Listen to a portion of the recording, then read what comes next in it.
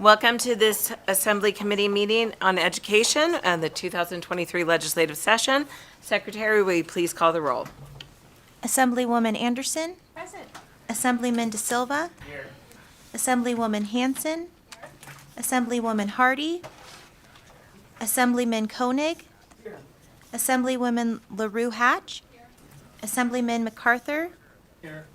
Assemblywoman Mosca. Here. Assemblywoman Taylor. Present. Assemblywoman Thomas. Here. Assemblywoman Torres. Here. Chair Bilbray Axelrod. Here, and please mark Assemblywoman Hardy present when she comes in. We do have a quorum. Welcome to everyone in Carson City and those of you joining by video conference in Las Vegas. I see a few of you and those listening over the internet. Please make sure you silence your devices. I'm doing that right now myself. If you wish to testify, please make sure you sign in over there, and if you would be so kind as to give our committee secretary your business card. When testifying, please turn on the microphone and clearly state and spell your name, any affiliation, and the city in which you reside for the record, then turn the microphone off each time you're done speaking. We expect courtesy and respect in our interactions. We might not always agree with each other, but that doesn't mean we can't be nice to each other. Committee members will be using their laptops to view handouts and other documents. Please don't take this as a sign of disrespect or inattention. And finally, note we will be limiting bill testimony. We will have 20-minute windows. We'll take 20 minutes of support, followed by 20 minutes of opposition, 20 minutes of neutral. With that, let's get started, and we're going to start with a work session. Okay. So we're going to do a work session, then we have two bills, AB 217 and 256. So during our work session, just remember that we're not rehearing the bills. I might pull people up to explain an amendment, or a committee member may ask a question for clarification, but it's not rehearing the bills. We'll be hearing three bills for work session today, AB 164, AB 54, and AB 212. We'll start off with AB 164, and I will turn it over to my policy analyst, Alex Drozdoff. Thank you, Chair. Alex Drozdoff, Committee Policy Analyst. For the record, as nonpartisan staff, I cannot advocate for or against any measure. The first bill on work session is Assembly Bill 64, which revises provisions related to outdoor recreation. 164. The committee heard this measure on March 7th. Assembly Bill 164 requires the Division of Outdoor Recreation of the State Department of Conservation and Natural Resources to establish an outdoor education advisory working group for the 2023-2024 interim to study approaches to incorporate outdoor recreation into public education curriculum. The bill outlines the membership of the working group, its duties, and certain requirements of the division related to the working group. One amendment was proposed for this measure. Assemblyman Yeager, Speaker of the Assembly, submitted an amendment revising the bill to provide the working group with one bill draft request. The amendment also expands the working group membership by adding one superintendent to be appointed by the Nevada Association of School Superintendents and one parent of a student or students in the public school system to be appointed by the Speaker of the Assembly. Furthermore, the amendment allows for the division and department to accept gifts or grants to carry out the mission of the working group, and it provides that any state or local government employee is excused from their daily duties to attend the working group's meetings. Thank you, Chair. Thank you, Ms. Drozdoff.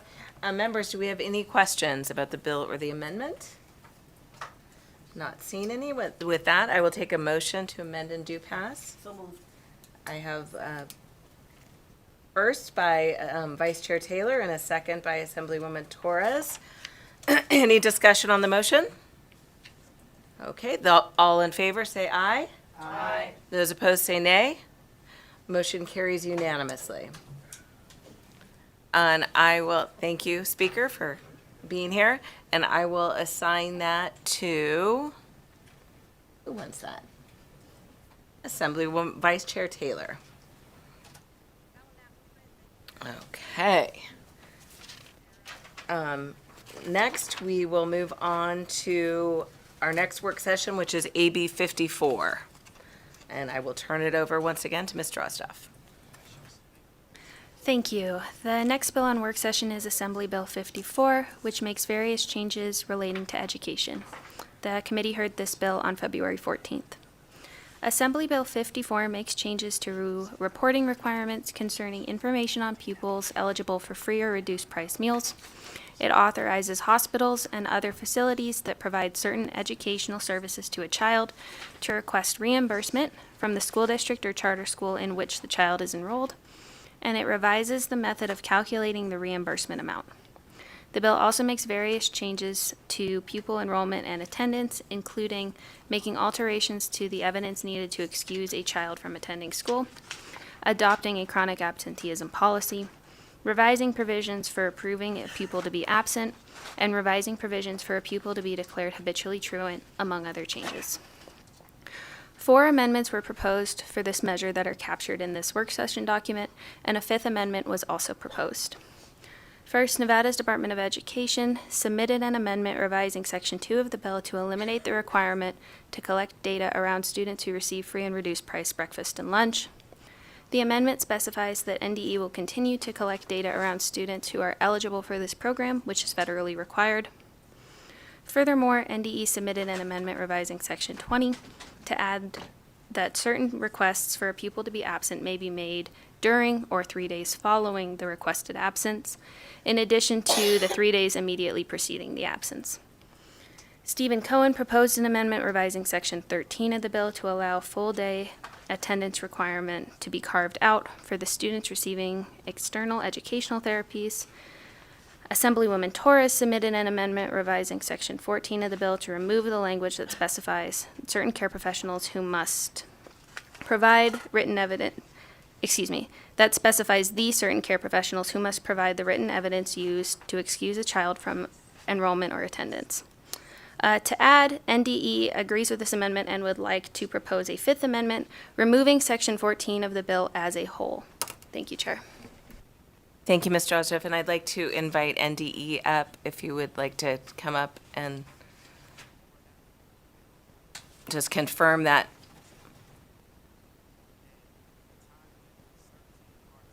Good afternoon, Chair Bilbright Axelrod, Vice Chair Taylor, and members of the Assembly Committee on Education. My name is Katie Broughton, and for the record, I serve as the Legislative Liaison for the Nevada Department of Education.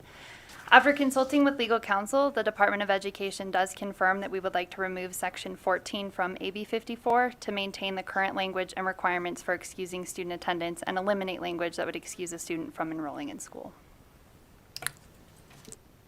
Thank you very much. And with that, I would take a motion to amend and do pass. I have a motion by Assemblywoman. Chair? Oh, should sorry. we, I forgot. Do we have any questions? Sorry. Well, I guess this will probably clarify what it is for the motion, Sorry. because I think we probably want to accept the amendment 1 and 2. We Is- want to do 1, 2. Let's see. We want to do 1, 2, 3, and 5. And is NDE okay with number 3? Because I don't remember that being referred to in the presentation, so I'm just They are. We're moving it with that. okay. Thank you. Perfect. So I guess I don't know if there's any additional Okay, any discussion. other questions on the motion, or on the discussion on the motion? Okay, now I would take, I'll go ahead and I'll make a motion to amend and do pass with the work session document looking at 1, 2, and 1, 2, 3, and 5, as discussed. Thank you. We have Assemblywoman Torres has made the motion. Do we have a second? Second from Assemblywoman Anderson. Any other discussion? Okay.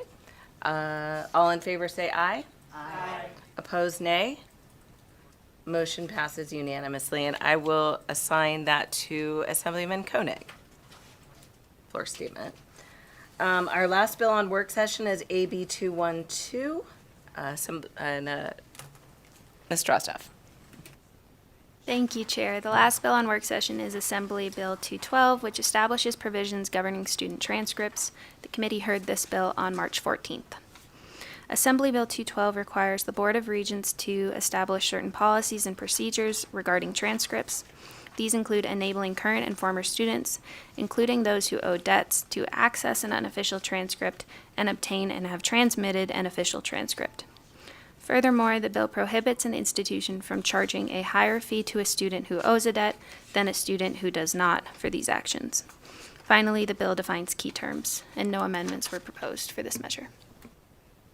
Thank you. Members, any questions on AB 212? And I will take a motion to do pass. Vice Chair Taylor has made the motion. Do I have a second? Second by Assemblyman De Silva. Any discussion?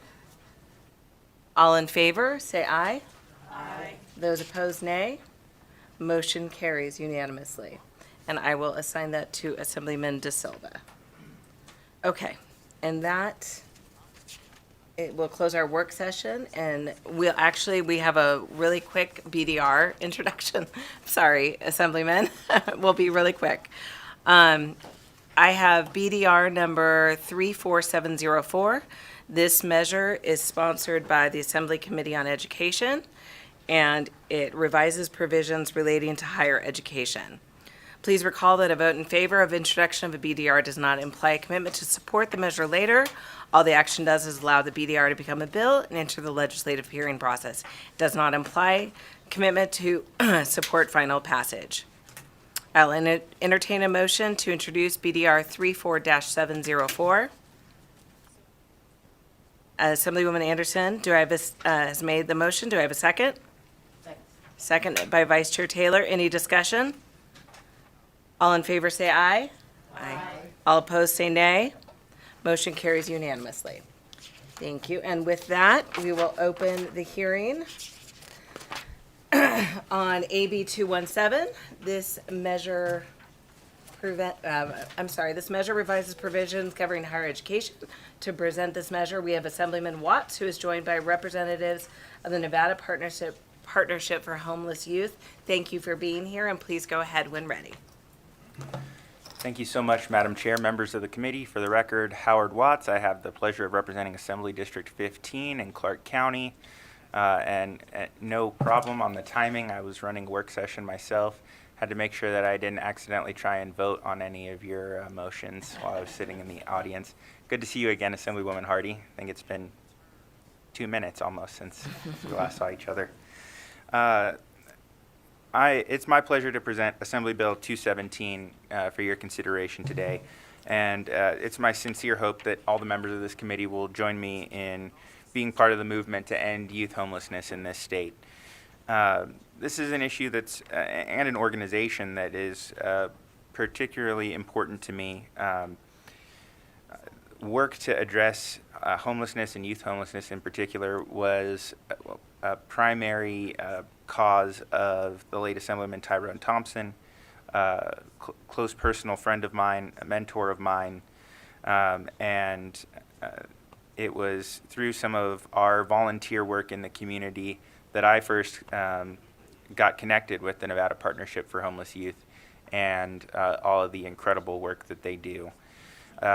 This actually, it's been an honor of mine to try and continue Assemblyman Thompson's legacy and build upon it and strengthen it in regards to some of the policy that he brought forward. And he truly did bring forward some groundbreaking and trailblazing policy to expand access to critical documents to young people that have experienced homelessness, as well as to expand educational opportunities. And in fact, what this bill is seeking to do is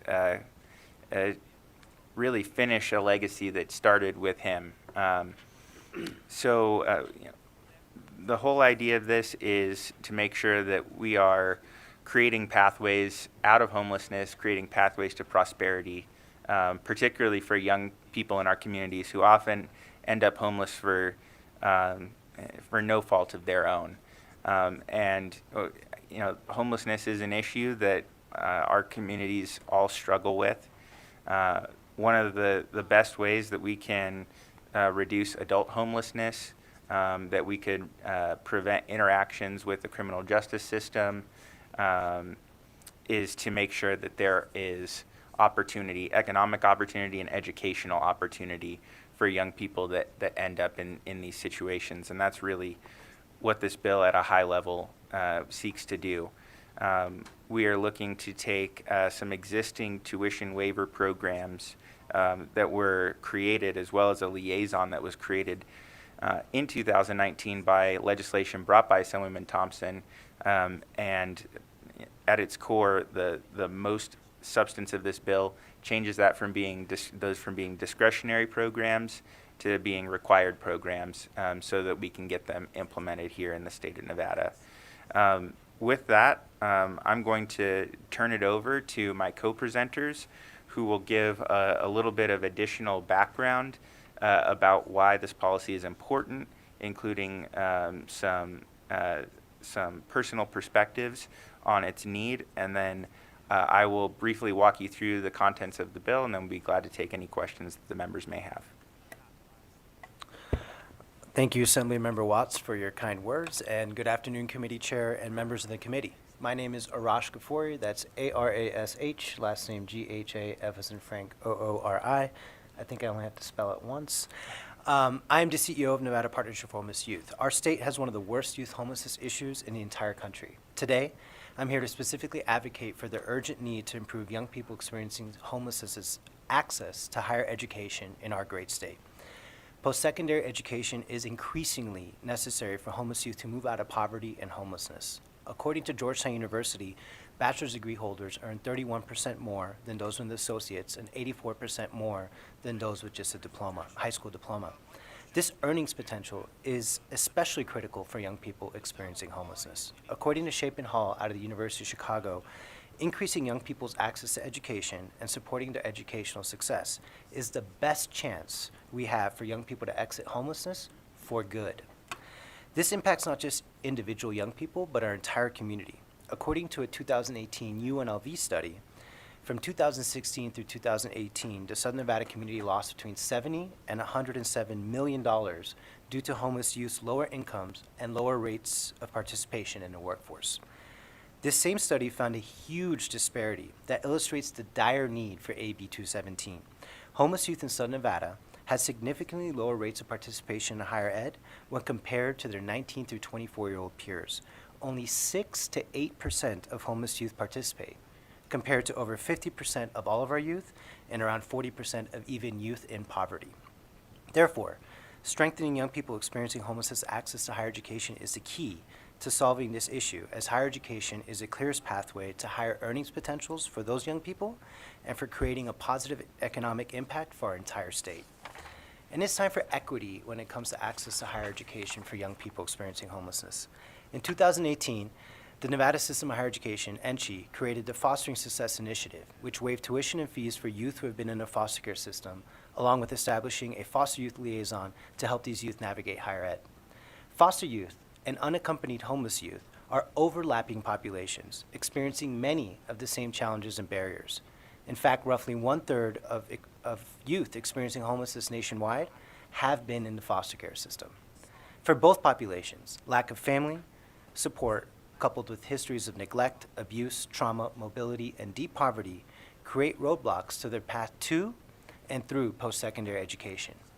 In 2019, as Assemblymember Watts mentioned, this great body, the Nevada Legislature, was also concerned about homeless youth's access to higher ed and passed Assembly Bill 461 to allow and encourage NCHE to create a similar waiver and liaison for young people who have experienced homelessness, but there has been no action taken as of today. That is why we're here today, because it's time to act. Our state's young people experiencing homelessness cannot afford to wait any longer. According to a 2021 report from NCHE, and I quote, "The NCHE foster youth fee waiver changed the landscape of post-secondary education opportunities for current and prospective NCHE students who have experienced foster care. Without it, many students conveyed that they would have not been in a position to pursue a college degree at all." End quote. It's time to extend this waiver to the overlapping population of young people experiencing homelessness, an equally vulnerable population who already receives fewer benefits from the state. Homeless youth deserve this incredible pathway to accomplishing their dreams. Through no fault of their own, young people experiencing homelessness face an uphill battle when it comes to pursuing higher education. They are often disconnected from their families, lacking the support system many youth have to help them navigate the complicated college admissions, financial aid, and enrollment process. They have no financial support from their families and often must juggle the financial burden of trying to obtain and maintain stable housing and meet their own basic needs with trying to pay for their college education. I'm almost done. In my 12 years at MPHY, I've seen so many young people work so hard to overcome the trauma they've experienced prior to and during their homelessness, go on to finish high school, and get into one of NCHI's finest institutions knowing it's their best shot to a brighter future. Yet, we're unable to make it work because that one thing happened. Issues with student loans, questions on proving their homelessness status, not affording their housing, not being able to navigate the complexities of higher ed, losing their childcare resources, a scholarship unexpectedly fall through. They get fewer hours at their job. And all of a sudden, they can no longer afford to stay in school despite doing everything they can to make it work. AB 217 would change all of this, guaranteeing that young people experiencing homelessness could afford to pursue higher education in Nevada through tuition and fee waivers, while supporting their success in a complex higher education environment via homeless student liaison and priority class enrollment. Thank you for your time today and for your thoughtful consideration on AB 217. We're asking for your support to ensure no young person who has faced the hardships and challenges of homelessness continues to feel forgotten, brushed aside, or discouraged from chasing their dreams. Let's show them that Nevada sees them, cares about them, and together, let's choose to invest in a brighter future for them and for our entire state. And that concludes my comments. And now I have the pleasure of introducing the next person. I've watched Teresa Butler grow up through some difficult circumstances with an award-winning smile and determination. Through her own self-determination, she fought to graduate from UNLV and start a real estate career while advocating for others in her position the entire time. This is the third time I've had the honor of working with Teresa on policy work, and Teresa has been instrumental in the passage of 2 other state laws positively impacting homeless youth. It is a privilege to introduce you to the extraordinary, the one and only Teresa Butler, someone I look up to very much to share you her perspective on AB 217. Teresa?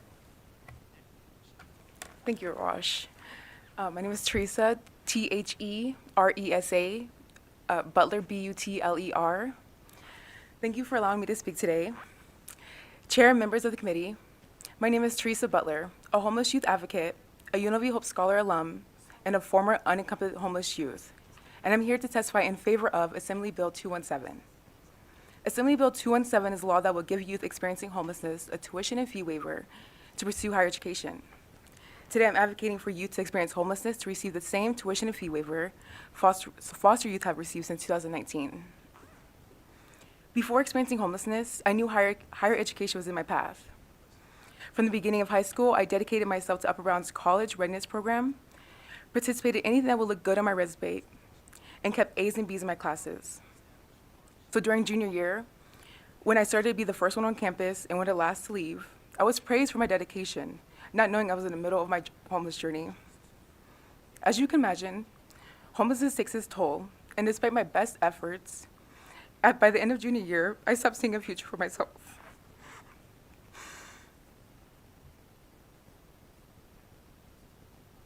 Sorry.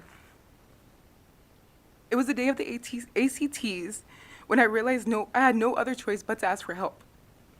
When I should have been focusing on the test, I was too busy hoping no one noticed I was wearing the same outfit from the day before, and even contemplated excuses just in case someone did. I thought asking for help would be the beginning of the end. But watching my counselor X out all but one of the shelters I could go to because I've been couch surfing, I started to believe homelessness was the beginning of the rest of my life. I'm not sure how youth get into foster care, but when I never got the call back from child services, I knew that was not going to be an option for me. And to be fair, I'm not sure if getting that call back would automatically lead me to foster care, but I know I was left with no resources and the heavy burden of feeling forgotten. After a summer of being forgotten and alone, school proved to be my safe place and validated I needed to pursue higher education. When I expressed my aspirations to my counselor, I was shut down instantly being told incorrectly that college wouldn't be an option for me since a parent or guardian is needed to fill out FAFSA. So when federal aid was deemed dead end, I pursued scholarships, committing to doing one every week until graduation. So while searching for a way into college, the opportunity came from the McKinney-Vento Title I Hope office in the form of a homeless verification letter and the partnership between Title I Hope, NPHY, and UNLV. And thanks to the creation of UNLV Hope Scholars, a scholarship to secure housing for uncovered youth only on UNLV's campus, and my immense determination, I was able to walk across the stage at high school graduation knowing I had a future ahead of me. I wish I could say life before college was the hard part. But truthfully, when you rely on scholarships so heavily, the fear of losing one is comparable. It is comparable to the fear of not knowing where you'll be sleeping for the night. Even though housing was paid for through Hope Scholars, not having enough funds for tuition was the reason I watched many peers give up on their dreams and settle for survival. Despite my roommate being naturally gifted, I watched her stop going to class mid-semester after finding out her financial aid was coming up short for the upcoming academic year. If it wasn't for NPHY, for being able to pay my remaining balance at my last semester of undergrad, I am not confident I will have the privilege to call myself alum, let alone a former homeless youth. Despite being in similar, if not the same situation as foster youth, resources are scarce, even more so for youth who are actively looking for a way out. The only reason I am here before you is because, the only reason I stand before you today as a former homeless youth is because of the opportunity to pursue higher education. Youth who sought out higher education to escape homelessness deserve the privilege to call themselves a former homeless youth. Yes to Assembly Bill 217 will be the first step to securing that possibility for youth. Today, I ask you to vote yes on Assembly Bill 217 so youth experiencing homelessness can pursue higher education and have a clear pathway out of homelessness and into self-sufficiency. Thank you so much for your time.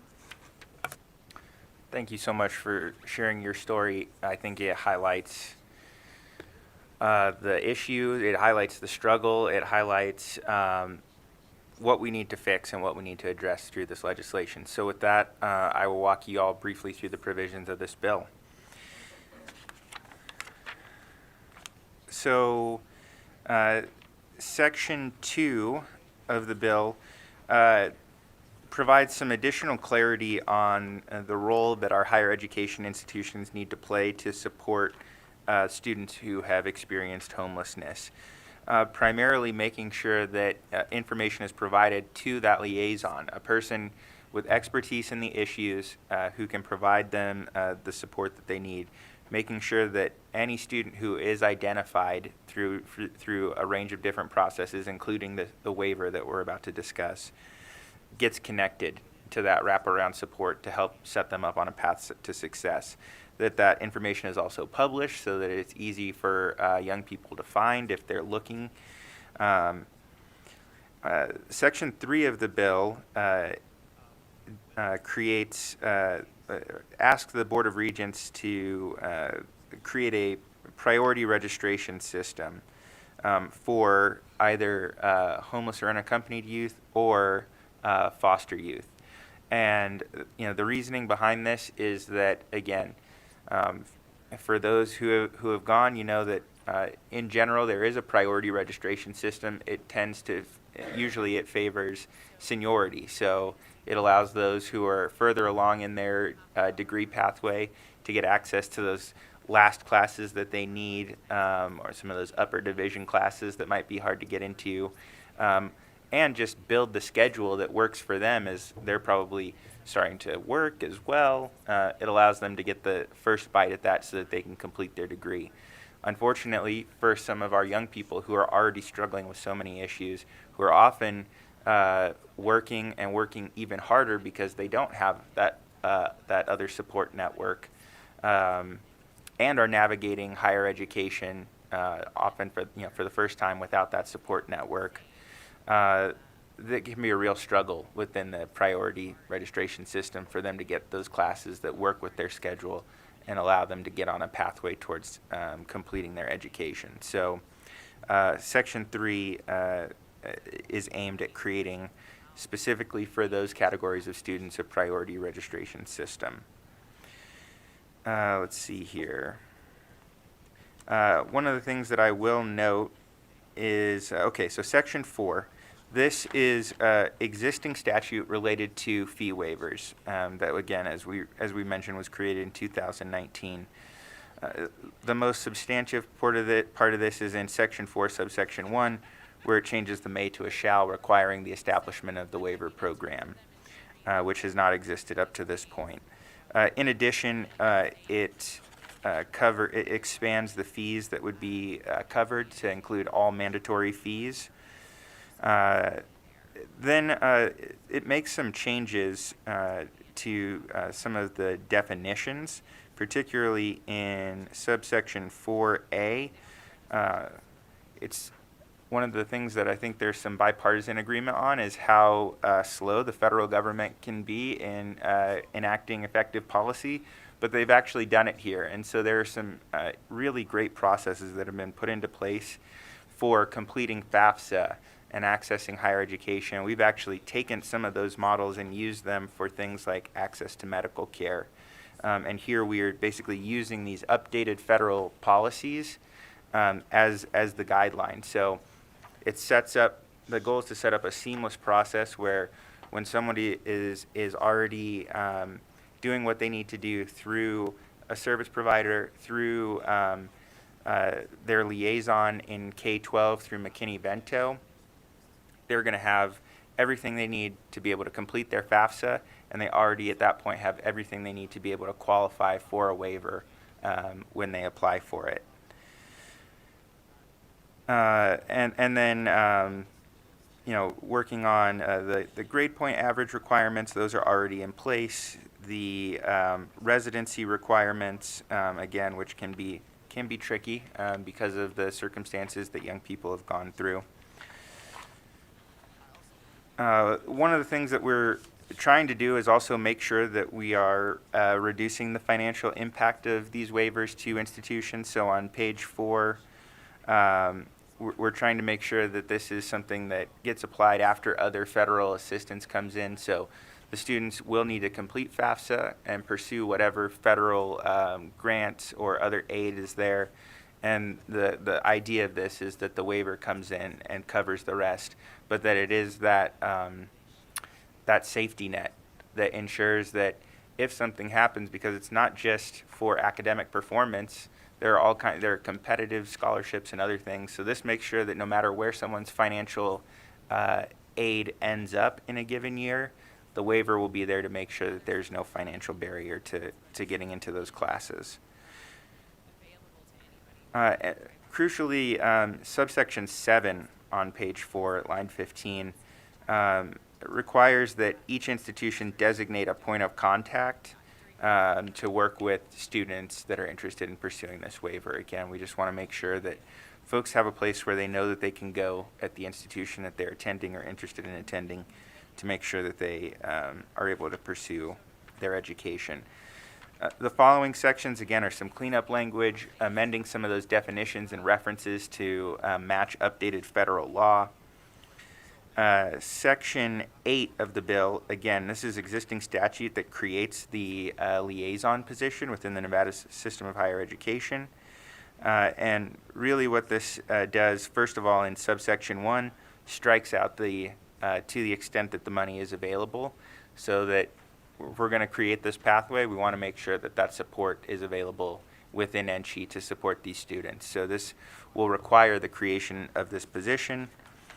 And then the rest of Section 8 modifies, again, to consistency with the latest federal law, and then based on some feedback from the Nevada Partnership for Homeless Youth and from young people who have tried to access higher education, we've modified some of the language.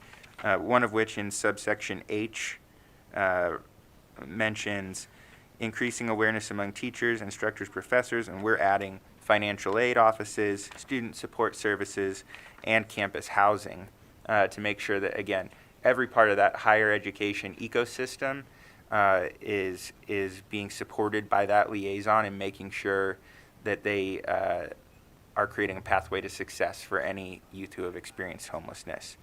And then items M and N task the liaison with assisting students in resolving any issues related to the waiver. That was actually, even when we created it, we didn't necessarily tie those two together. But this is aimed at doing that to make sure that this is somebody that can help students access that waiver. And then establishing a plan to ensure that pupils have access to on-campus support, including academic support, mental and physical health services, transportation, and life skills instruction. Again, harnessing every single resource that's on that campus. With that concludes the presentation. I'll note we've been in conversations with the Nevada System of Higher Education. They've been very productive. We likely will be working on an amendment. We've kind of gone back and forth with a couple of different proposals. I do know that there's some particular concern about the priority registration. We can see how waivers have expanded over time, so we're going to continue those conversations. We did want to put out there why we think that's an important policy to consider for these young people. But I'm confident that we will be able to get some amendments worked out with the system to tighten up the language a little bit, clarify some of these things, and reach something that's workable for everyone. So with that, I thank the committee very much for its time and attention. We'll take any questions that you have. Thank you very much, and thank you for your testimony, especially you, Ms. Butler. And obviously, you're quite passionate about this, as you should be, and I appreciate you sharing it with this committee. We do have some questions. I will first start with Assemblyman De Silva. Thank you, Madam Chair. Thank you again for this excellent presentation and for your sponsorship, Assemblyman Watts. My quick question is this: do we have a working definition as to what constitutes a homeless youth, and if there's a definition within McKinney-Vento, or if there's one that we want to work on ourselves here in this state? Thank you. Arash Ghafouri for the record. Yes, so for the purposes of this, we'd be using the exact same definition that the federal government uses for the purposes of FAFSA. So we do not need to create a new definition. That's a separate discussion in terms of aligning federal government's own definitions of homeless youth, but for the purposes of this, we'd be using the exact same that the federal government uses for FAFSA. And Howard Watts for the record, I will say that definition is expansive, fairly expansive, so there are many different definitions to what constitutes homelessness, but especially for young people, couch surfing and other things where there's a lack of, where their housing situation is completely destabilized, would fall under the provisions of this bill. Next, we'll go to Assemblyman Koenig. Thank you, Chair. Just, do you have a ballpark figure on how many students would be affected by this? I know you can't give me an exact, but I mean, just a ballpark if you have that. Arash Ghafouri for the record. Thank you, Assemblyman, for the question. Ballpark, rough maximum would be about 149 pupils annually. Thank you. Next, we will go to Vice Chair Taylor. Thank you, Madam Chair. And thank you to my colleague, Assemblyman Watson, to those of you, both of you for being here. And Ms. Butler, I have a question, but I can't ask my question without giving a comment of just how impressive you are. And you can't see from the outside what you've gone through on the inside. You are truly an inspiration. You're a great example and a role model, and you are the epitome of, you don't look like what you've been through. You look so amazing. So thank you for being here, for sharing your story. I know it was hard, but we appreciate that. My question is, how does this, because we're dealing with students who are homeless, how do we let them know that this is an opportunity for them? Thank you so much for that question, Assemblywoman. Howard Watts for the record. Again, one of the key pieces for that is the creation of this liaison position. That can work with the institutions and then can also work with folks in different schools. You know, the one thing I will say is that while there are still too much struggle that happens, we do, we have established a process in our K through 12 institutions to provide support to young people who are experiencing homelessness. And so I think in particular the liaison can work with those liaisons in K-12 under McKinney-Vento to make sure that as students, particularly in our schools, are approaching graduation, that they're aware of this opportunity. So I think that's part of it, and then that liaison can also work with institutions to make sure any students who are already pursuing higher education become aware when this legislation gets enacted. And then, of course, there are community partners and all of us that can help spread the word as well. So I think it's a team effort, but I think it involves the liaison is critical to assisting in that, and it involves both our K-12 institutions and the liaisons there, our institutions of higher education, and our community partners. Thank you so much. Thank you, Chair. Next, we'll go to Assemblywoman Hardy. Thank you, Chair, and thank you, Assemblyman, for bringing this bill and continuing to work on this. And to Ms. Butler, I too agree with how impressed I am with you, and I just wanted to say you should be so proud of yourself that you had the determination to see this through. And I think you're a wonderful, shining example of what can happen when you don't give up. So thank you for being here and sharing your story. So just a couple of questions. You mentioned there is a foster youth liaison in the institutions, and is that working well? And then the follow-up to that would be, do we know why the liaison was not pursued for the homeless youth?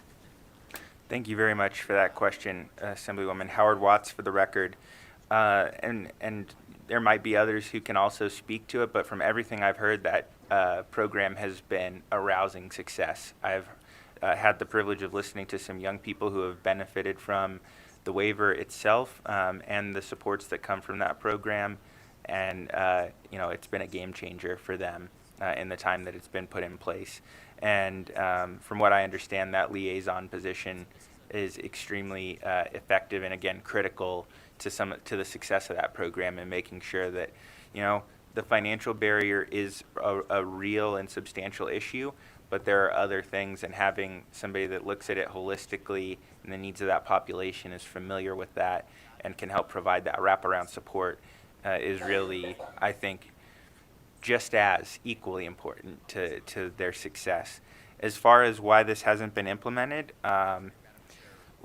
this legislation was put into place in 2019, and then we were both there in 2020, and so I think it's largely been a resource issue. And as we had to make a lot of difficult choices and pull back a lot of investments across the board, I think something that had not yet gone down the pathway to implementation was probably an easy one to put the pause button on.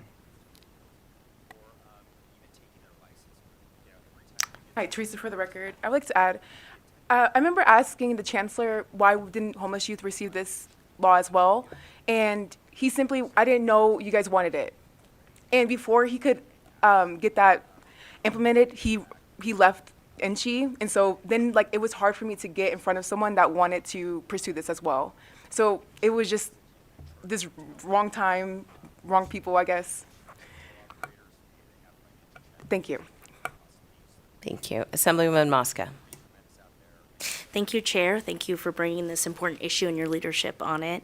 My question was on Section 4, 5A and B, where we are saying that if the student has the federal education benefits from the semester from, we know, the FAFSA money, just making sure that a lot of times FAFSA will include the subsidized and unsubsidized loans, so that are we hoping that the grant covers that so young people don't have to take those loans? Thank you very much for that question. Howard Watts for the record. That is something that we've discussed as well. What I'll say is that our intent and hope is that this is grant funding because while loans are a completely valid option to help pursue a higher education, They can also be a very difficult financial burden for people to deal with. And ultimately, the goal of this waiver is to remove those financial barriers, not to kick them down the line. So the ultimate intent with this, and this is also something that we've been discussing some of the language with, is to minimize the impact to the institution by getting all the resources that we can on the front end, and then making sure that whatever the balance is when it comes to these fees is covered by the waiver. Thank you, members. Are there, Assemblywoman Torres?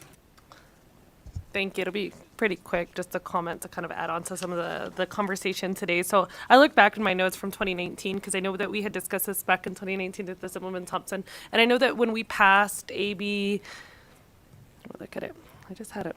When we passed the bill in 2019, it was AB 371. I think part of that conversation, we had given the permissive language. And so my understanding, and correct me if I'm wrong, Assemblywoman, is that this would be mandating that language, because we had given permissive language for NG to do that. And now we're saying, no, this is something that we will do. So it's a very similar conversation, very similar dialogue. But I think we're kind of going back and saying, no, this is something that we have a capacity as a state to do, and we would like to require this, because as your testimony suggests, like, it's such a critical thing to ensure that our students have access to the tools that they need.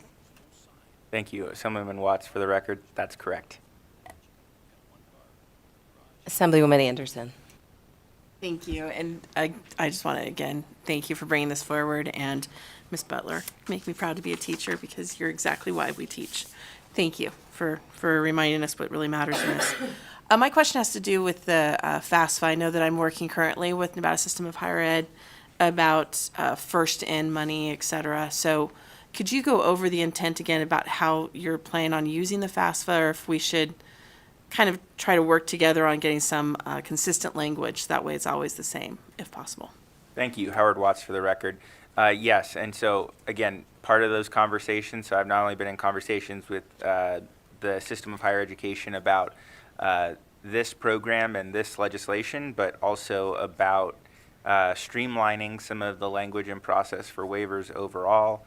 I know that a couple of my colleagues in front of me have relevant legislation related to that.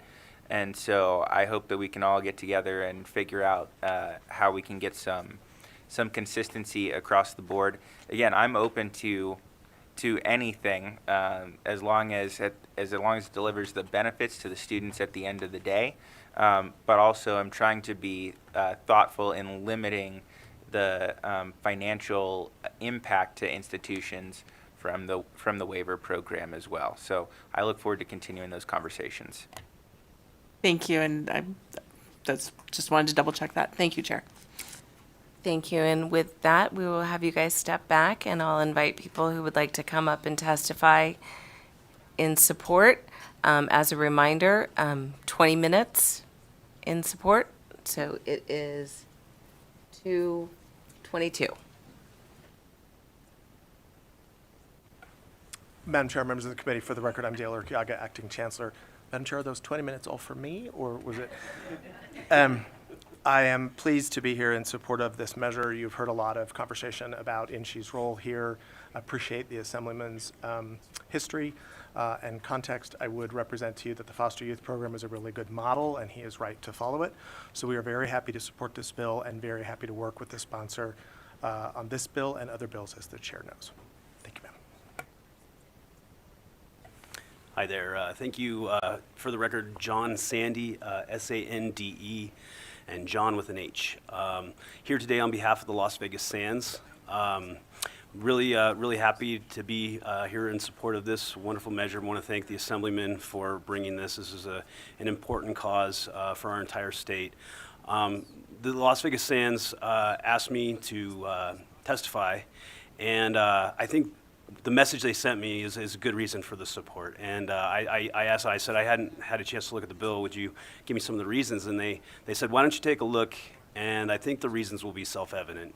That this is a bill that really does provide a handout to those most need it in our state, and is just a good way, a good policy to utilize our resources. And so on behalf of the Sands, I just want to say thank you and appreciate the opportunity. Good afternoon, Chair Bill Bray Axelrod. For the record, my name is Omar Salcedo, here testifying on behalf of AT&T.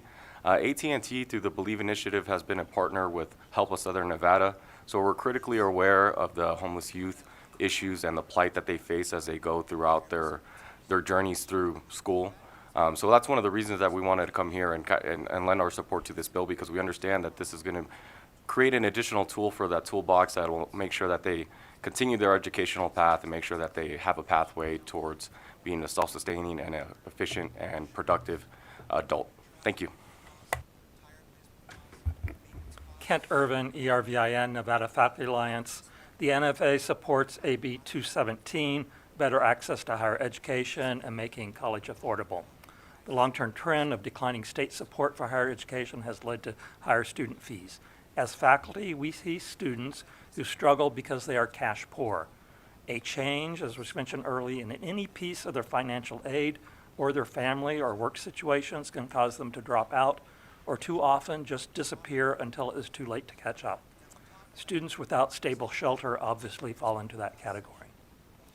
We could be more enthusiastic, and I've said this about other fee waivers, generally about them if they came with funding. Unfunded waivers incentivize energy to raise fees for other students.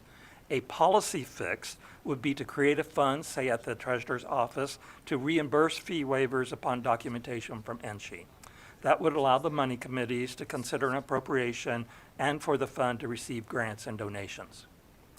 My colleague Douglas Unger submitted written testimony. He is not here because of work, but I would like to put part of his comments on the record, quoting from Doug. I also want to share personally that I lived a similar experience in my own youth in a different time.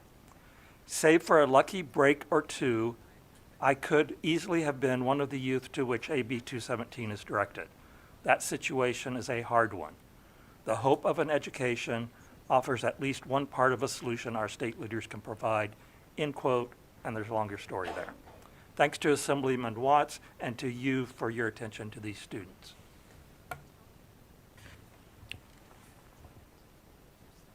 Madam Chair, members of the committee, Michael Flores for the record. On behalf of the University of Nevada, Reno, we are in support of AB 217 and appreciate the conversations that are happening with the bill sponsor and NSHE.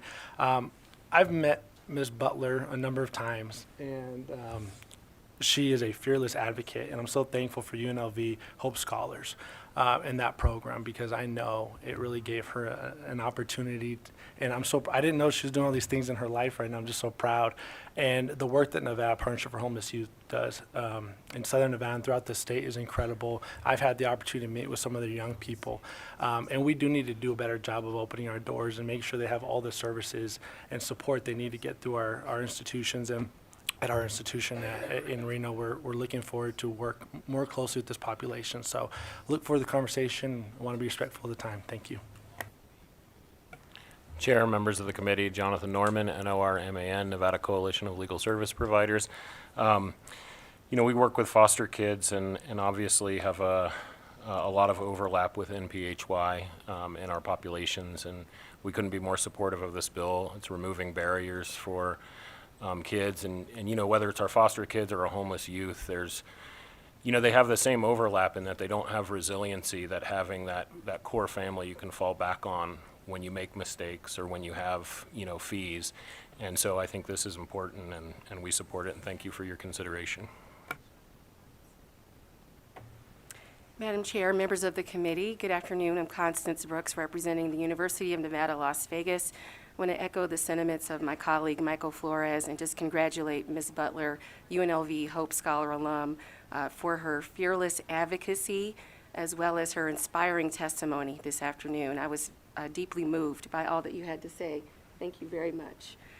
We are in support of this legislation, and we'd like to thank Assemblyman Watts, or Chairman Watts, for his dedication and compassion for this vulnerable population of students. As was made well known throughout Ms. Butler's testimony, we do have the Hope Scholars Program, which is in partnership with CCSD, as well as the Partnership for Homeless Youth.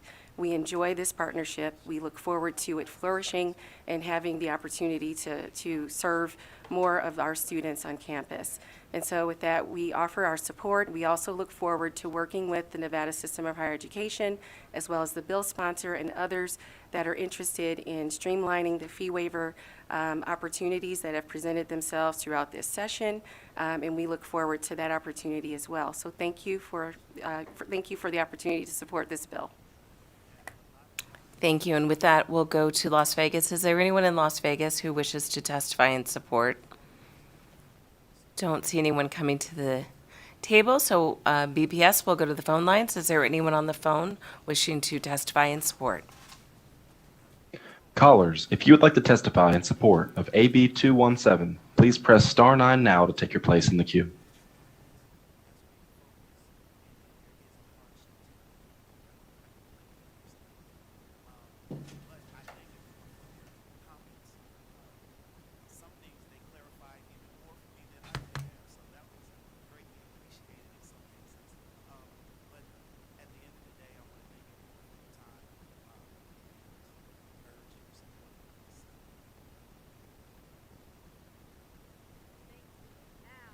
Good afternoon. My name is Trevor Macaluso, TREVOR MACALUSO, and I am the CEO of Eddie House. It's Eddie House's mission to work with homeless and at-risk youth to help them develop the life and job skills necessary for sustainable independence. And so we are in enthusiastic support of this bill. We have several youth that we serve that struggle to pay for higher education, given the situations they're in, and many that are unable to meet the financial strains of obtaining higher education. And as Nevada Partnership for Homeless Youth stated so clearly at the beginning of presenting this bill, the ability to obtain higher education really can impact positively the life of any individual and the youth that we serve by growing their income and job opportunities. And so we are in great support of this. Thank you. Thank you. Next caller.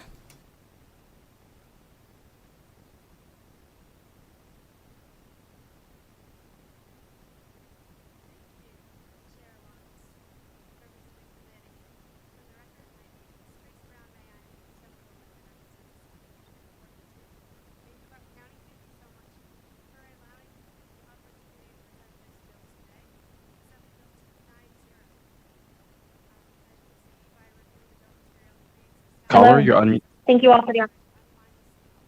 Sorry. Please go ahead, caller. Thank you. Thank you all for the opportunity to speak this afternoon. My name is Ana Munoz, Director of Community Impact and Giving. I'm here on behalf of Caesars Entertainment. We come here today in full support of Assembly Bill number 217. We believe that as a community, we have a duty to remove barriers to both education and economic empowerment for the most vulnerable among us, and this includes our homeless and foster care youth. As a longtime supporter of community partners like Nevada Project for Homeless Youth, we recognize that these pathways to education and ultimately employment are critical to breaking the cycle of homelessness and achieving long-term independence.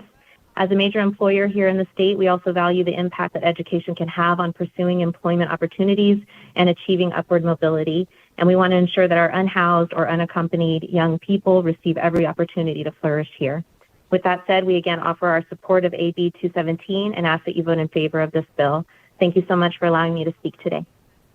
Thank you for the call. Next caller.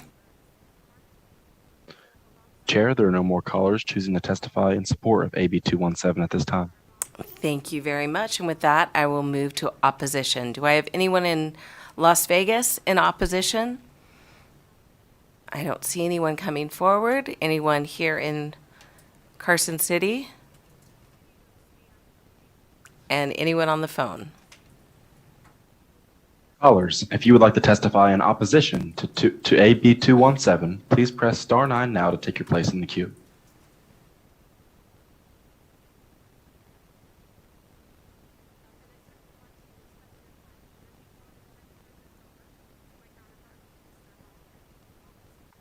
Chair, there are no callers choosing to testify in opposition to AB 217 at this time. Thank you very much. With that, I will close opposition and move to neutral. Is there anyone in Carson City wishing to offer neutral testimony? Anyone in Las Vegas wishing to offer neutral testimony? Anyone in Carson City?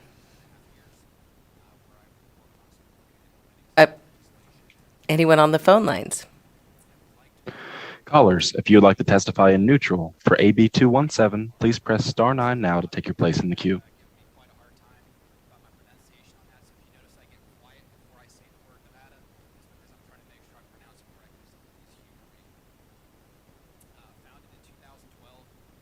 Chair, there are no callers choosing to testify in neutral to AB 217 at this time. Well, thank you very much. And it looks like we lost our bill sponsor to his committee. So we will, and since there was no one in opposition nor neutral, I think it would be wise if we just close this bill hearing and move on to the next. Thank you again so much for being here today. And with that, we will open the bill hearing on Assembly Bill 256. A measure revising provisions relating to work-based learning programs. To present this bill, we have our own Assemblywoman Mosca, who is joined by her co-presenters on Zoom, I hope, unless we have technology gremlins, which have been known to happen in this building. I see her. Thank you, Chair. Thank you, Chair Bilbray Axelrod, Vice Chair Taylor, and the most excellent Committee on Education. Today I will share a summary of the purpose of the why behind this bill, the problem that AB 256 is trying to solve, and then we'll hear from Gia Moore on the Zoom, who is a Director 3 in the Clark County School District and is part of the College and Career Readiness and School Choice Division, who will share how this actually happens on the ground. And finally, I'll end with going over the bill. So currently, what is the problem? The background check law, SB 185, that was passed in 2019, makes it so that any local business, organization, or agency that would like to participate in work-based learning, essentially become an internship host, must have their entire company background checked. So on the ground, how this plays out is that if you're a young person, part of a career and technical program or magnet program, you can't actually leave school to practice the work-based learning. In Southern Nevada, this could be an example. If I was a young person majoring in the culinary arts, and once a week I wanted to go for 2 hours either to a bakery to practice baking, or to a casino who has a bakery and wanted to practice bakery. The law says that whether the small business bakery with 6 people or the casino property with 4,000 people, that everybody would have to get background checked. Because logically, what could happen is that any of those employees could do something inappropriate with a young person. So the intent of the law, we think, made sense, but practically what's happening on the ground is that no one can actually then intern. And so we'll hear that from the Clark County School District later today. And so what we're proposing as a solution is AB 256, which calls for the student's manager to get a background check. So the person who is in charge of watching the young person should for sure be background checked, and that they are the person that would be on the hook if anything happened. For statewide alignment, the bill also calls on the Nevada Department of Education's work-based learning policies to be adopted by local school districts with local control of work-based learning hosts. On the record, I wanted to share that after touring the state and speaking to superintendents and staff from the 17 different school districts, that piece was added acknowledging that different communities will have different work-based learning needs. And then finally, I'd love if we can hear some more from Ms. Gia Moore, who can share what actually happens on the ground.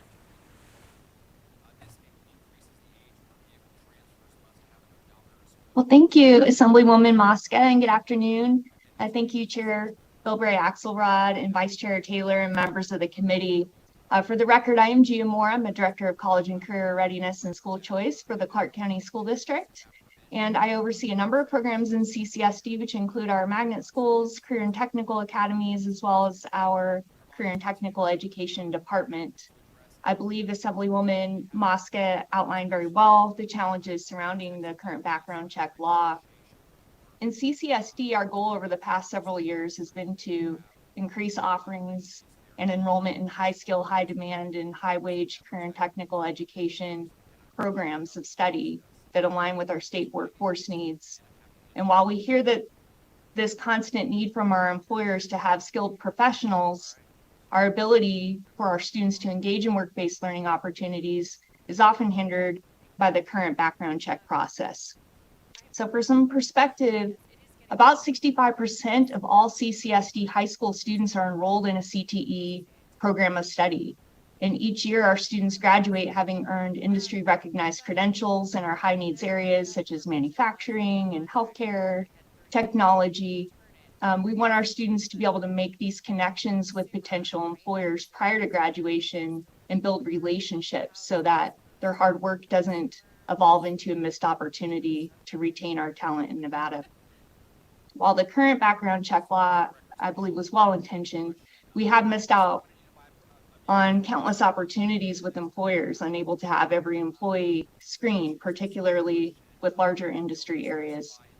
As an example, in partnership with the Las Vegas Global Economic Alliance, we were asked to be part of a portal with a one-stop internship matchmaking service for students to access. This opportunity was formed out of our common goal in strengthening Southern Nevada's workforce by dramatically enhancing internship placements.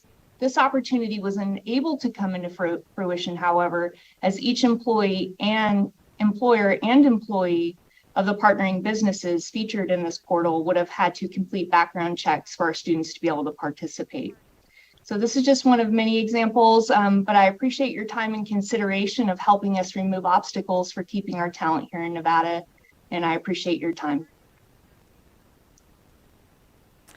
Thank you, Chair, and thank you, Gia. So now I will briefly summarize the bill, and thank you again for being here.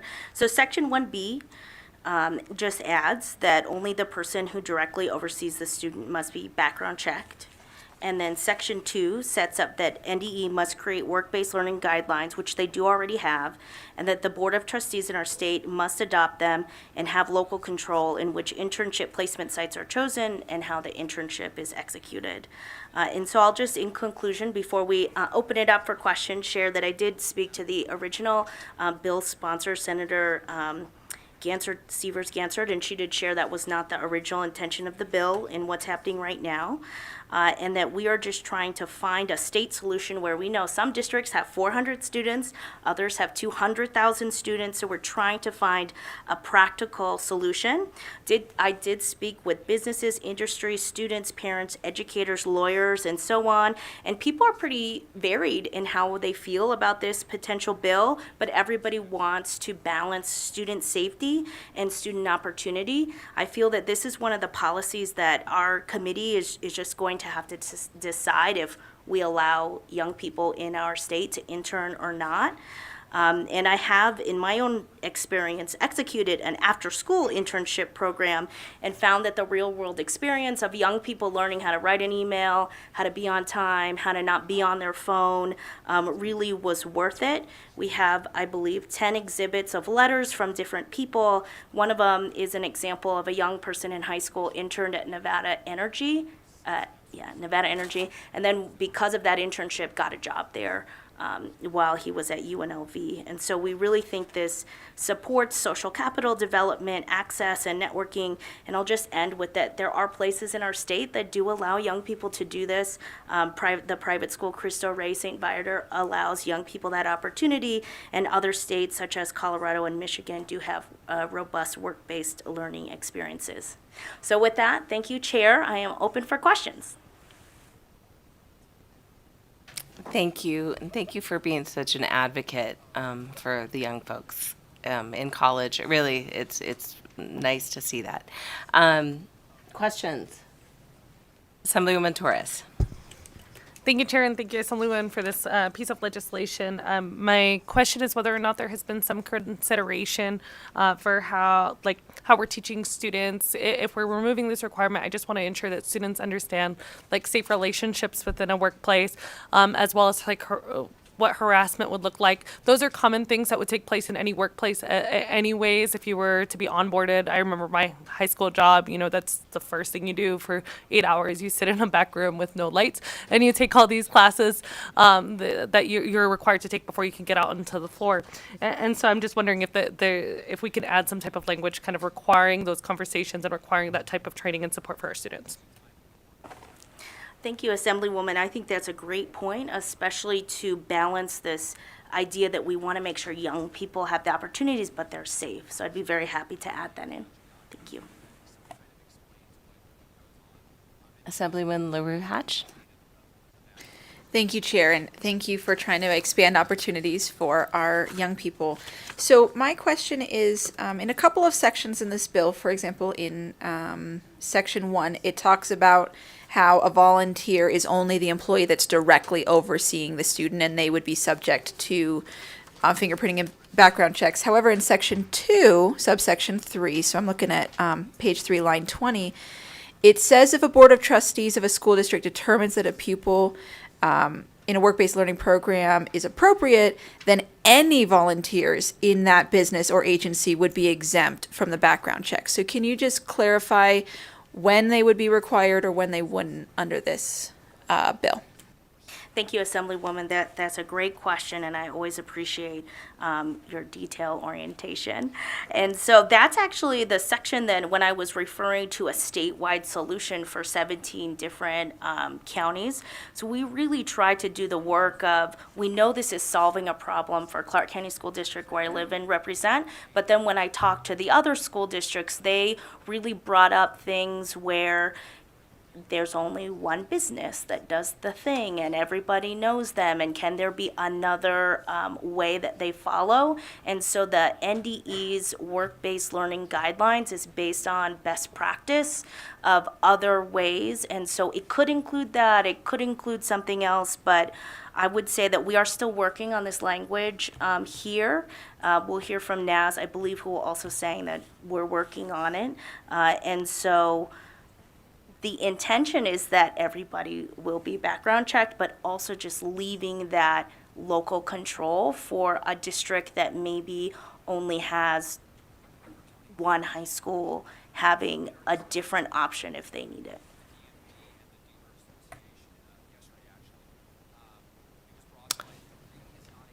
Assemblywoman Hanson.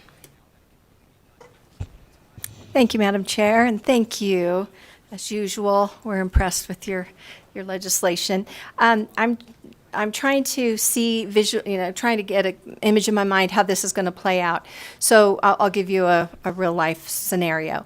So some companies do background checks anyway, some don't. So for instance, our plumbing company, it's small, but we want to offer an opportunity, be connected with one of these programs. Number one, I want to know how that works. Like, how do you sign up with the district? How do you get connected? And then for instance, with us, we background check all our employees. So we already qualify, I would assume, for a student placement, right? But then not all plumbing companies maybe do. So that doesn't make a requirement now. Like, it wouldn't just mean that we would qualify to work with the district. Other ones could, just as long as they have at least one person that's overseeing the youth. That's a great question, Assemblywoman. I'm going to defer to Gia first, and then I'll answer as well. Thank you. Gia Moore for the record. As a district, we have our engagement opportunities for students to be involved in work-based learning opportunities happen both at the central level with our work-based learning coordinator. And so they assist us in vetting businesses and aligning students with those opportunities. And then it also happens at the school level in terms of aligning students with those opportunities. And I apologize, the second part of that question I might have missed. And I'm sorry, I probably put too much in at once. So the way it works now is if there was an opportunity, and it sounds like these opportunities are more limited because of this hindrance that happened in 2019. What happens now? If this bill were to pass, the engagement with the business community that would take these students on, I just need to know how do you get connected with those businesses? Right, so that happens at, again, the central level with our work-based learning coordinator. They're that conduit that works with business and industry to create those opportunities for students to be able to be engaged in that. And then it also happens at the school level Many of our schools, particularly at our magnet and career tech academies, have an individual that organizes those community partnerships and arranges for those opportunities for the students. It actually also happens with our instructors. So our instructors that are in the CTE realm, they also arrange for those opportunities because oftentimes they come out of industry themselves and have had those connections. I know that in terms of background checks, so I'll give a couple of examples. So with our CNA students that are engaged in clinicals, or our EMT students that do their ride-alongs, that those businesses are not required to do background checks because they have a process that's similar to ours in the school district. So that meets our measure in terms of not having to do that. But those are really the only examples where they have that rigorous process like what we do in CCSD. Outside of that, we have individuals that vet those businesses and align those opportunities with our students. So it happens both centrally as well as the school level. Thank you, Chair, and thank you. I hope this will get us being able to engage more with those students to have these workforce opportunities. Thanks. Vice Chair Taylor. Thank you, Madam Chair. Thank you to my distinguished colleague for your work in this. Question, I know that you mentioned approximately 67% or so of the students in Clark County, probably in Clark County high schools, I would imagine, are engaged in CTE programs. My question is, their CTE programs, but then their work-based learning programs. Those are very different. Do you have any idea across the state-ish how many students will be impacted by that are involved in work-based learning programs? So we have a baseline that you can say, oh, now we have so many more students involved in work-based learning. Yeah, different than CTE, right? Madam Chair, may I phone a friend if they're interested? Yes, you are my friend. Interested friend?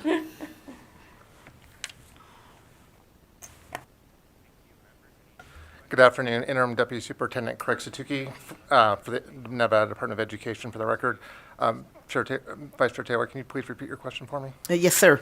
Thank you, Interim Deputy. My question is, do we have any idea how many students across the state are engaged in work-based learning programs, not CTE programs, but that are actually in the workplace? And some of those examples is mentioned by Assemblywoman Hanson. Thank you for the question, Interim Deputy Superintendent Craig Satuki. For the record, directly to you, Vice Chair Taylor. So approximately for 21-22 school year, we had approximately 3,700 students who participated in work-based learning activities. A little over 400 of those students participated and earned credit for those courses. Fantastic. Thank you very much. Appreciate that. Thank you, Chair. Members, any other questions? Okay, we will have you step back and we will open it up to support testimony. We'll start in Las Vegas. If you guys want to go ahead and fill those chairs in Vegas, if you're in support.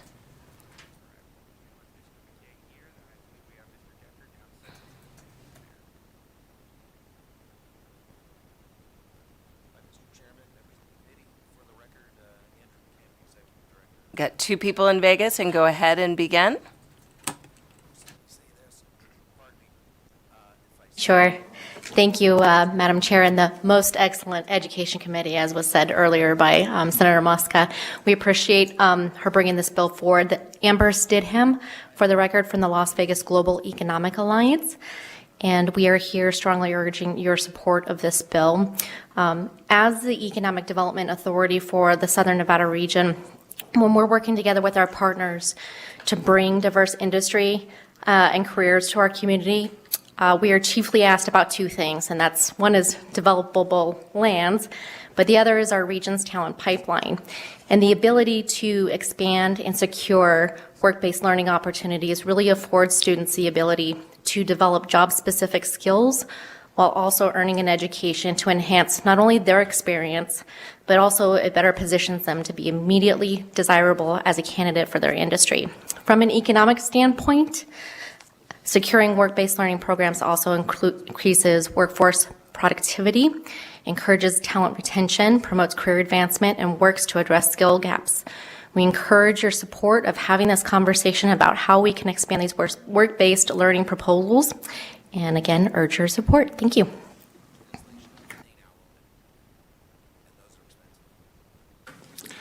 Good afternoon, Chair and members of the Assembly Education Committee. My name is Jesse Cruz. I am a community advocate and current sophomore at the College of Southern Nevada, and I'm here to testify in support of Assembly Bill 256.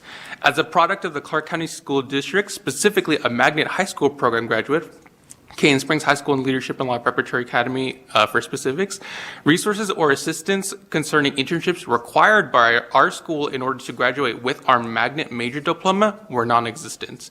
I know that I personally had to use the resources given to me by outside organizations in order to complete the internship requirement as a sophomore in high school. Assembly Bill 256 would assist in easing the burden both on schools and internship general employers to allow students to work for and with them. This bill would be a great leap forward towards accessibility and safety, as a student like myself would not have to go and do my own research. My own school would be assisting in the process, as they should be doing with the introduction of these imperative magnet program requirements. It is my sincere hope that the committee votes in favor of Assembly Bill 256. Thank you for your time.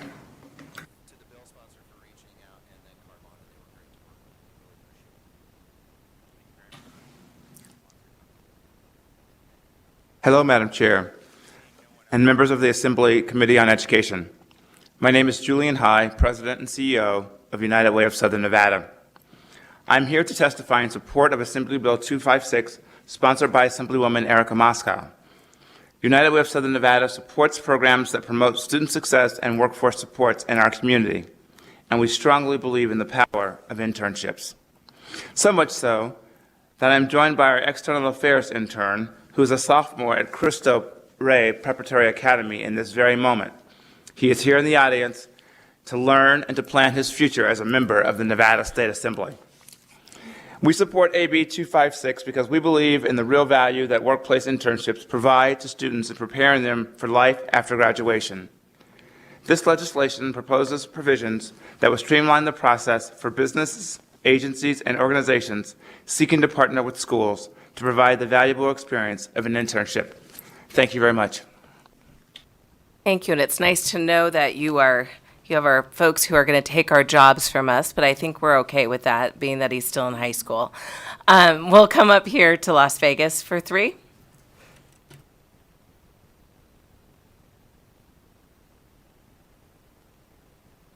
Up here to Carson City. Sorry.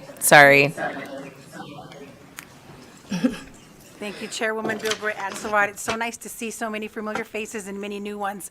And it's such an honor to be testifying here next to the former Secretary Treasurer of the Nevada State AFL-CIO. But anyways, so for the record, my name is Susie Martinez, and I am the Executive Secretary Treasurer of the Nevada State AFL-CIO. On behalf of over 150,000 members and 120 unions, we are in full support of Assembly Bill 256. No person should be obstructed from opportunities that would help them grow professionally. If we want to increase student retention and build a stronger workforce here in Nevada and across all industries, we must get rid of these needless and outdated obstacles. Assembly Bill 256 is a common sense approach towards streamlining these work-based learning programs and ensuring that we continue to provide more accessible opportunities for students to learn and grow professionally. I want to thank Assemblywoman Mosca for bringing this bill forward, and I urge the committee to support Assembly Bill 256. Thank you. Nice to see you, former Assemblywoman. Thank you. Go ahead. Thank you, Madam Chair. For the record, Danny Thompson, representing the Southern Nevada Building Trades. It's my honor to testify. It's the first time I think it's ever happened alongside Susie Martinez, the new Secretary Treasurer. Background checks are expensive, and it doesn't make any sense to have an entire organization, to have everyone go to that expense to do that when the people who are interacting with the students are the ones who need to have that done. And so this really is a common sense piece of legislation. It saves money and gets the job done. And so on behalf of the building trades in Southern Nevada, we support this bill. Thank you. Good afternoon, Madam Chair and members of the committee. For the record, my name is Nick Schneider, Policy Analyst for the Vegas Chamber. Quick thank you to the bill sponsor, Assemblywoman Mosca, for bringing this bill forward and for speaking with us during the drafting process. The Chamber is in support of AB 256 as it simplifies the process of businesses and organizations to provide work-based learning programs. We believe that students should have the opportunity for professional growth, and this bill result in more work-based education opportunities. Thank you for your time, and we urge your support of AB 256. Thank you. We're now going to take 3 phone calls. So BPS?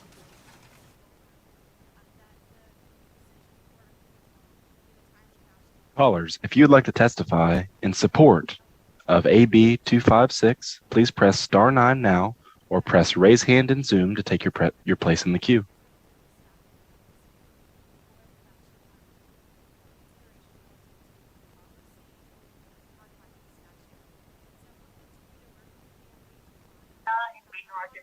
Hello, my name is Gil Lopez. I'm with the Charter School Association of Nevada. Here in strong support of AB 256. We would like to thank Assemblywoman Mosca for bringing this bill forward and ensuring the safety of students while giving them a valuable experience in their academic career. We urge your support, and our full comments are online. Thank you. BPS, next caller.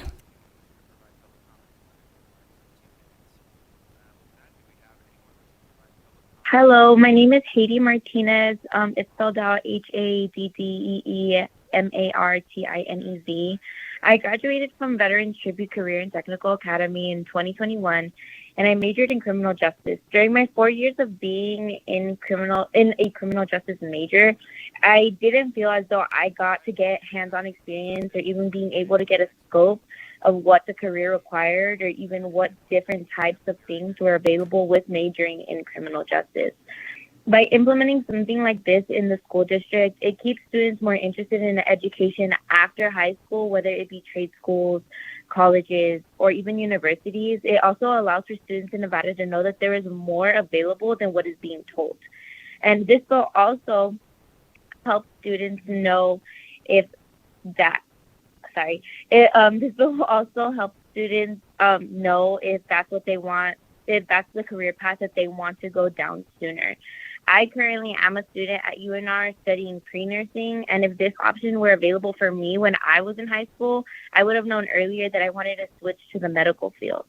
So I highly encourage for this bill to get passed. Thank you so much for your time. Thank you so much. BPS, next caller.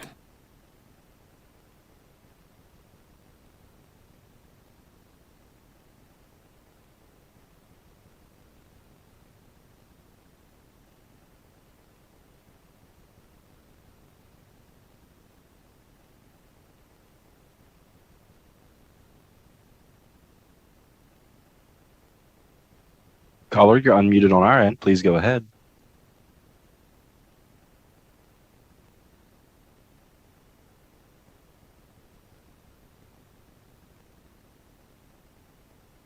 Hello, this is Angelica Villarta, spelled Villarta, and I'm in support of AB 256. AB 256 removes the barrier that many of our corporations and organizations, especially those with 5 employees or more, face when offering work-based learning opportunities due to cost, frequency of employee transitions, and for timelines.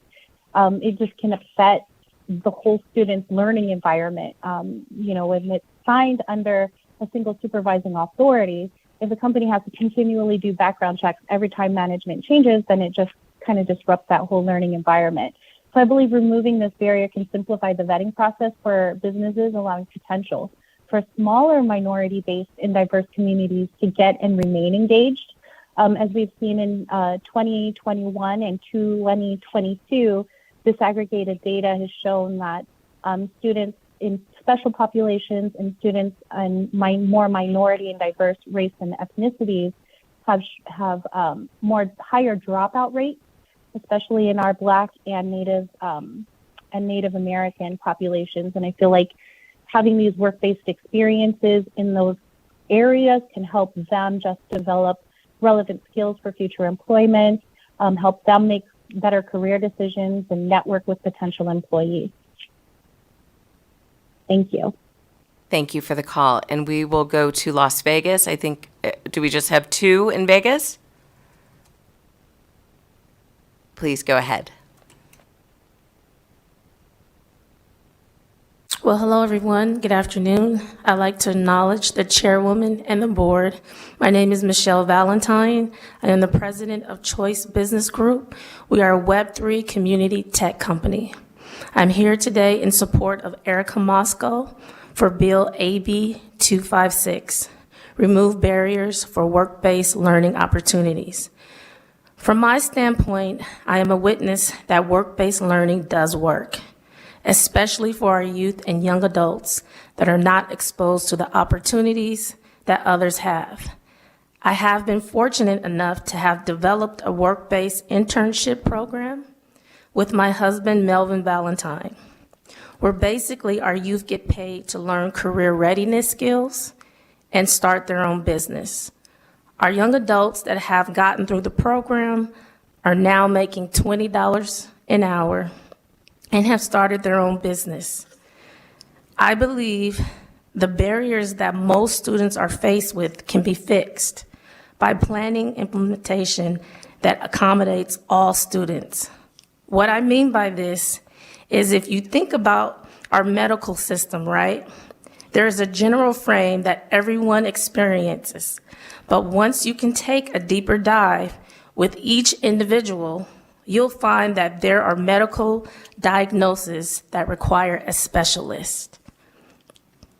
I'm saying our education system should take the same approach in removing the barriers for work-based learning. I believe the approach of work-based learning should be to be focused on what could be and go right, and then begin working from that standpoint. It is important that we as educators and leaders take a very active role in meeting our students where they are and giving them the support that they need to be successful. I can confidently stand and sit before you in support of the idea and bill because as the president of Choice Business Group, I have been fortunate enough to engage our young adults, meet them where they are, while understanding the importance of removing any barriers, not increasing them, has allowed me to see and be a part of firsthand success stories. So again, you guys, thank you for your time, and I stand in favor for the bill. Thank you. We have about 5 more minutes. I know we have someone down in Vegas. Can you briefly give your testimony? Yes, I can. Once again, thank you, Chairwoman, and thank you for the committee for hearing my testimony. My name is Melvin Valentine Jr. I'm here representing Nevada Partners. And just from a big picture standpoint, I just want to highlight that in order for Nevada to stay competitive in a global economy, we need to rethink education and prepare our students for the future of work. And we cannot do that if we don't have more students getting involved in work-based learning. The reality is entry-level positions are getting more technical, more sophisticated. You can go to McDonald's and they have robots now, right? Robots are everywhere. Automation is through the roof. Las Vegas is expected to have upwards to 65% of their jobs automated. So in order for us to teach technical skills to students, we have to put them in a work environment. And it's hard to teach technical skills without a work-based environment. And also, last but not least, soft skills. Soft skills, soft skills. It is hard to teach people time management skills, professional speech, professional dress, task management in a traditional class setting.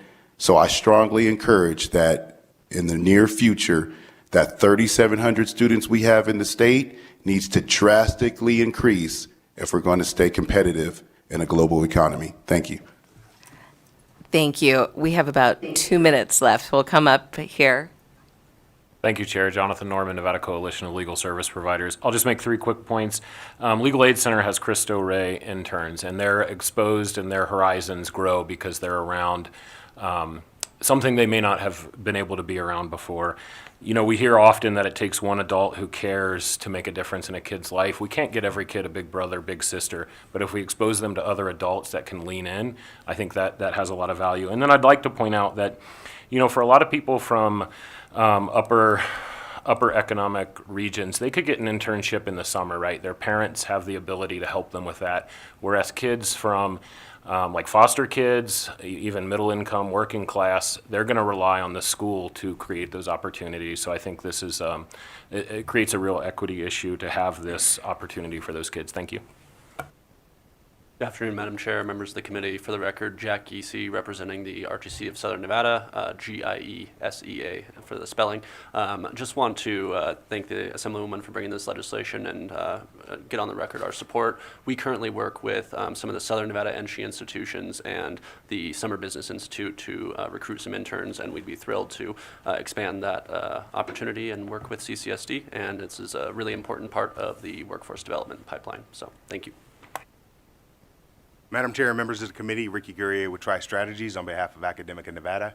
We want to thank the Assemblywoman for bringing this forward to remove barriers to help kids get this critical experience in the workforce. Thank you for your time. Would you like to say your name and who you're representing, that you're in favor? And then I'm going to go to the phone lines. I would like to do that. AJ Delap on behalf of Opportunity 180. We're in support of the measure, and I think I just punched my ticket. So thank you very much. BPS will go to the phone lines. I believe, do we have 2 callers?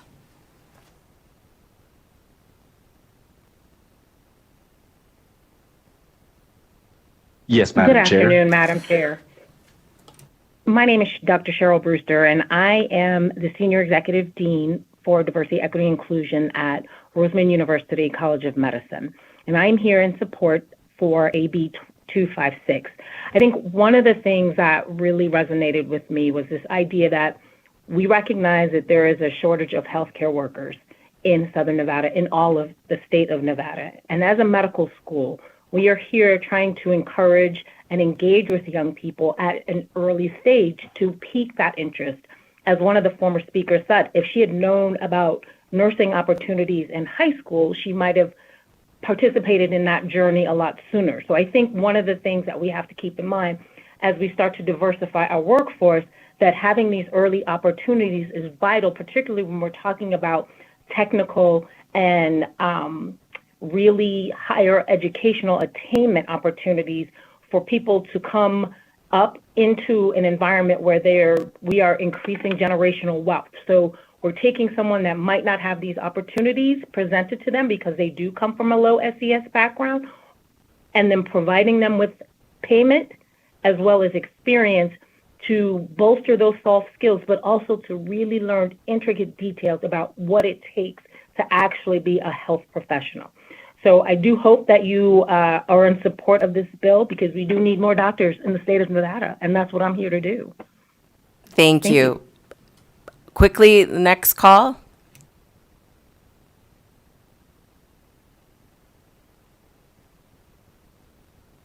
Good afternoon. I'm Lauren Bowie, a junior at West Career and Technical Academy in Las Vegas, Nevada.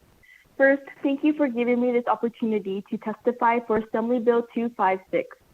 Personally, I have seen around me that student internships are from personal relationships or opportunities that are not readily available to all students, especially those in underserved areas. This bill will lower the threshold and reduce barriers to internships, which gives all students the opportunity to have more experience and exposure to the workforce that they may join later. As a result, that will give us a more robust labor force in Nevada. Furthermore, internships will give these students guidance and support for their desired career path, as well as confirmation that this is what they want to do in the future. Thank you, Assemblywoman Mosca, for bringing this bill forward. Thank you so much. And if you guys could be super brief, thank you. And then we are going to close testimony and support. I follow instructions well. Thank you, Madam Chair and members of the committee. Constance Brooks, representing the University of Nevada, Las Vegas. We are in support. Thank you. Michael Flores, University of Nevada, Reno, ditto. It was great. I'm impressed that we made it through that. We know Assemblywoman Mosca's bills always bring out the support. So with that, we will close support and move on to opposition. Anyone opposition in the room here or in Las Vegas? Don't see anyone. Anyone on the phone lines in opposition? Callers, if you would like to testify in opposition to AB 256, please press star 9 now to take your place in the queue.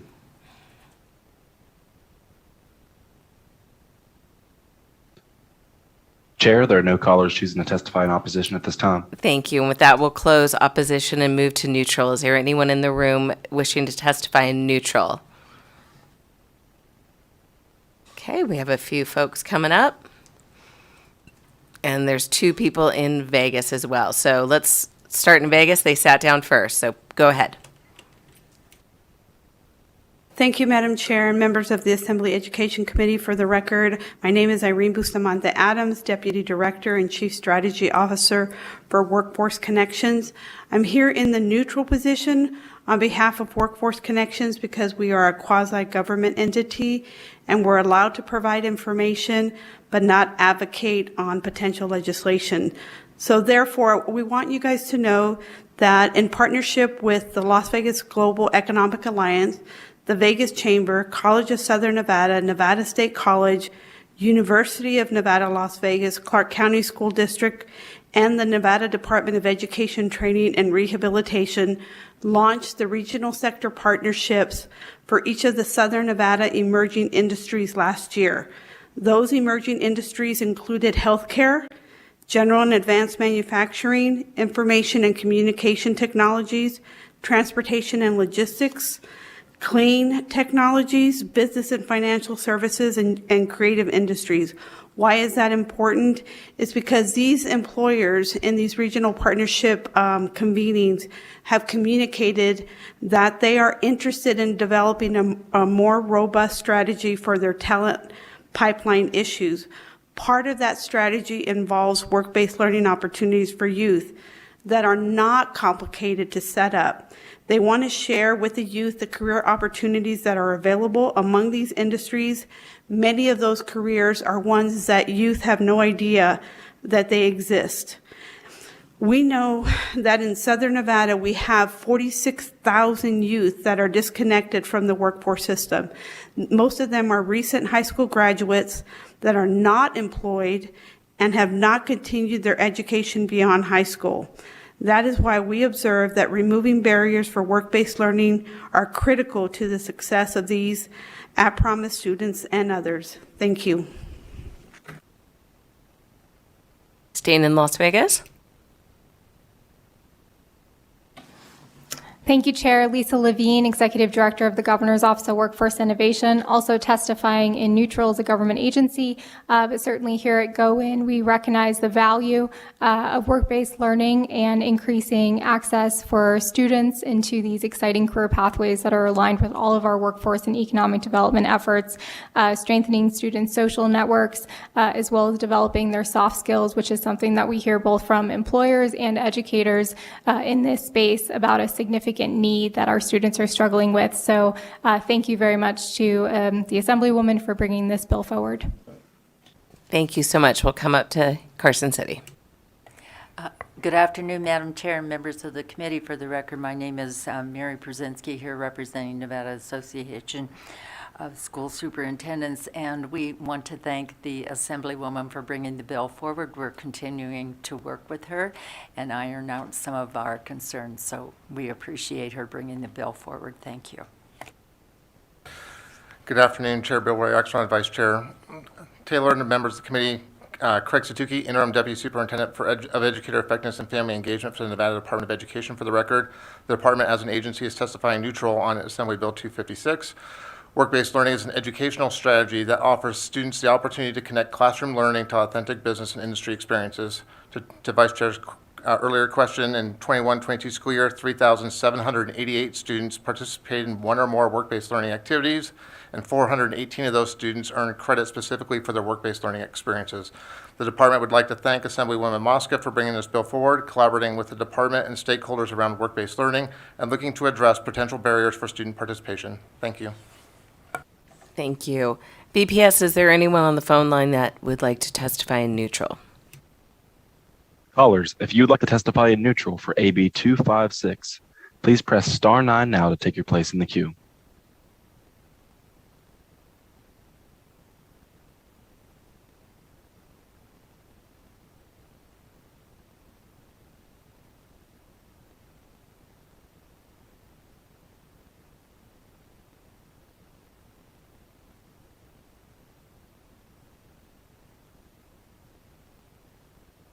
caller with the last three digits 201, please press *6 to unmute your microphone.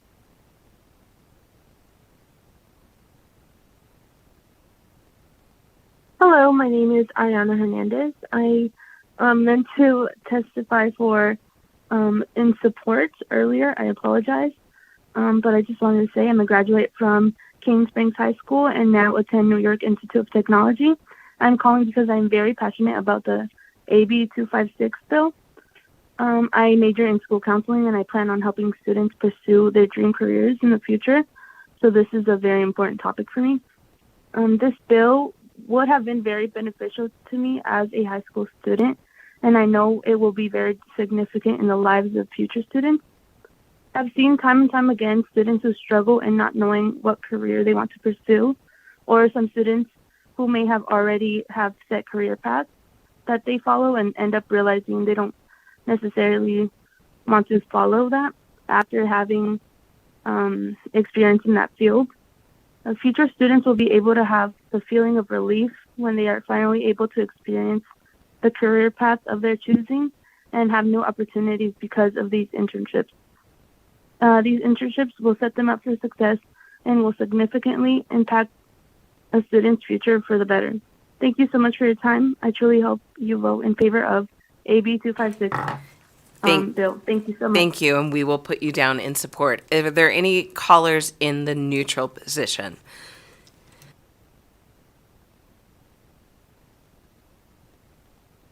Chair, there are no callers choosing to testify in neutral for AB 256 at this time. Thank you. Assemblywoman, would you like to make any closing remarks? And I saw your husband snuck out, so we can't even embarrass him. All right, she's shaking off no, and with that, we will close the hearing and move on to our final agenda item, which is public comment. Do we have anyone up here in Carson City who would like to make public comment? Anyone in Las Vegas, unless they're hiding behind that pillar? I'm thinking no. Is there anyone on the phone line that would like to make public comment? Callers, if you would like to provide public comment, please press *9 now to take your place in the queue.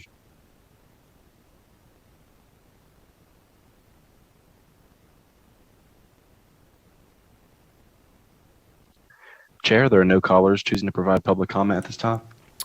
Alrighty then. Then I guess that is it for the day. Anything else I need to say? We'll see you here on Thursday. And that's it. We are adjourned.